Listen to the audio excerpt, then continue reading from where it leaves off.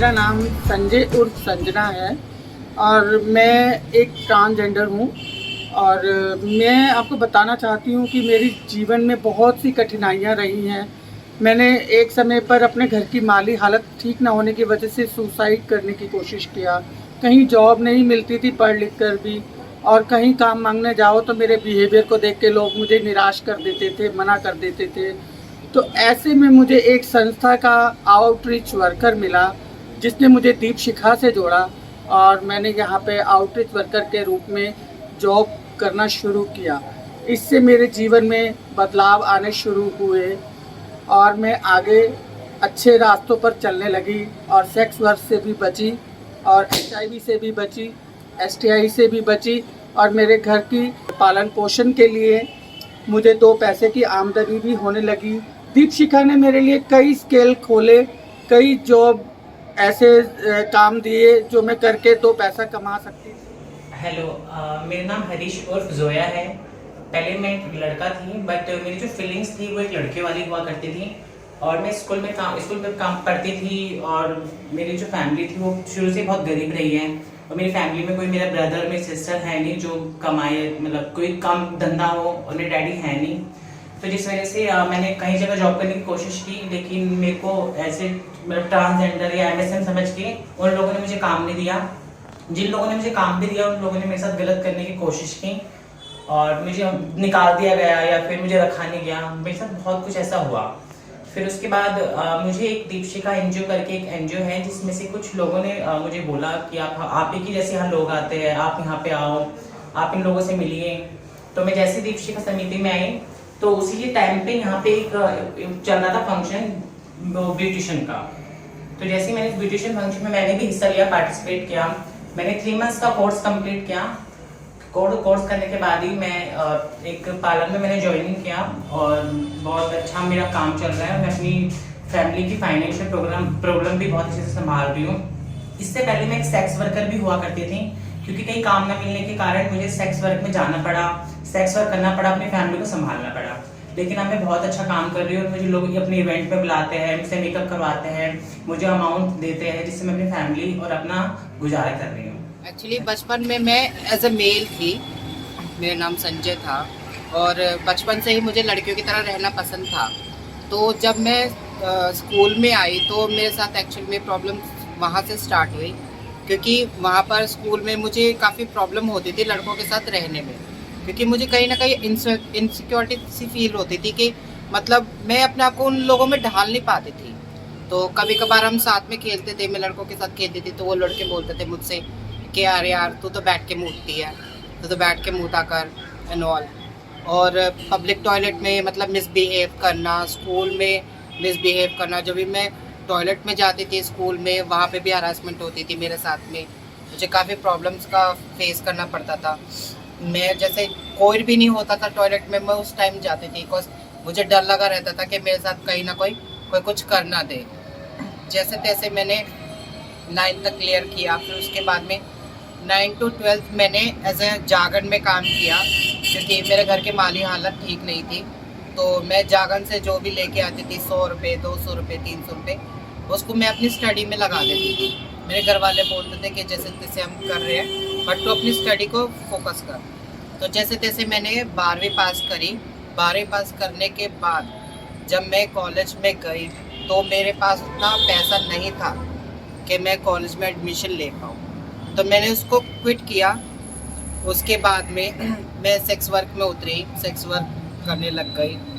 फिर वहाँ पर भी काफ़ी मतलब वायलेंस होता था। कभी कभार ऐसा होता था कि बंदा पैसे दिए बिना फिर मुझे मार पीट के भी चला जाता था उल्टा। तो कहीं ना कहीं मुझे लगा कि ये मेरे लिए सेफ़ नहीं है, मतलब ये चीज़ मेरे लिए सेफ़ नहीं है, मेरे साथ कभी भी कुछ भी हो सकता था।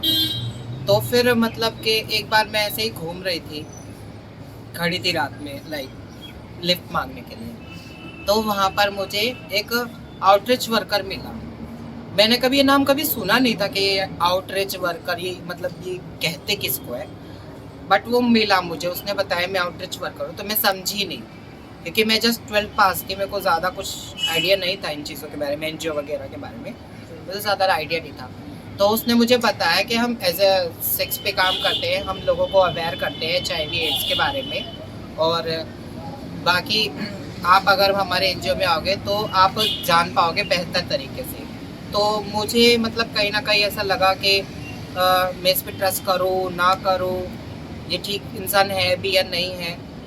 तो उसने कहा कि ये आपकी मर्ज़ी है, आप आना चाहते हो तो आओ, एक बार आके देखो, अगर ठीक लगता है तो कोई बात नहीं। फिर उसके बाद मैं वो चीज़ भूल गई।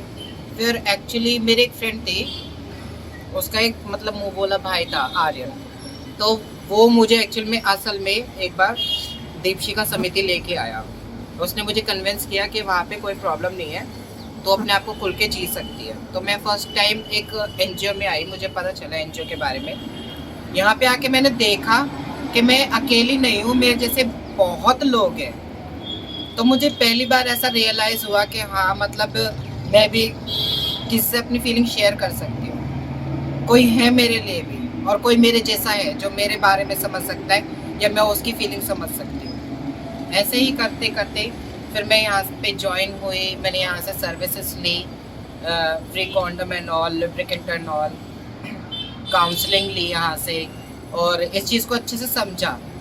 बस कहीं ना कहीं पहले हम कॉन्डम क्या है इसके बारे में ज़्यादा किसी को पता नहीं था, तो हम विदाउट कॉन्डम ही सेक्स किया करते थे। बट यहाँ पे काउंसलर से मुझे पता चला कि ऐसा नहीं करना चाहिए, ये बहुत रॉन्ग वे है सेक्स करने का। तो उन्होंने मुझे इसके कारण बताए कि कैसे होता है, क्या होता है। तब जाके मैं इस बारे में समझी, और फिर यहाँ पर मैं एज ए पीयर लगी। पीयर में एटलीस्ट कम से कम 2 साल लगी यहाँ पर, 2 साल मैं पीयर रही यहाँ पर।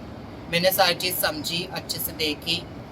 फिर उसके बाद में एज ए यहाँ पर आउटरीच वर्कर काम कर रही हूँ अभी भी, और अब मेरी लाइफ काफ़ी बेटर है, मैं काफ़ी स्टेबल हूँ लाइफ में, और मैं काफ़ी खुश भी हूँ। आज आप मेरे इस रूप को देखकर भी सोच रहे होंगे कि मैं कहाँ से कहाँ आ गई। ये सारा मुमकिन हुआ दीपशिखा की तरफ से।